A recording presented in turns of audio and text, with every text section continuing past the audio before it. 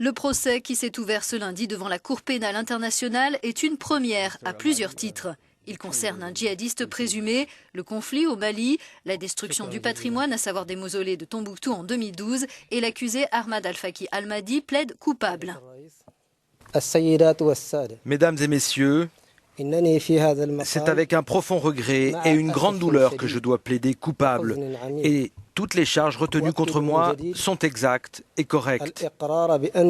Je suis vraiment désolé et j'éprouve vraiment des remords.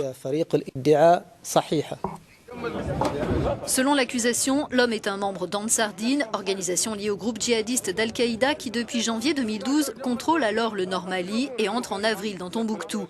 Au début de l'été 2012, Al-Mahdi, qui a pris le nom de guerre d'Abou Tourab, aurait supervisé la démolition de 9 mausolées de la ville des 333 saints, classés au patrimoine mondial de l'UNESCO. Les plus anciens datent du XIVe siècle.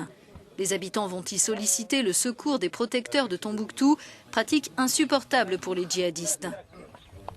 En janvier 2013, ces derniers détruisent aussi 4200 manuscrits, juste avant d'être chassés de la ville par les soldats français de l'opération Serval. Mais la grande majorité des documents ont pu être récupérés lors d'opérations de sauvetage. Chef présumé de la Hizba, la brigade islamique des mœurs, Ahmed Al-Mahdi est arrêté au Niger par les soldats français en 2014 dans un convoi transportant des armes depuis le sud libyen. Il est transféré un an plus tard vers la prison de la CPI.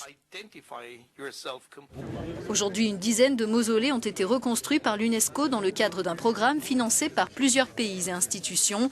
Les sites originaux ont été reproduits à l'identique.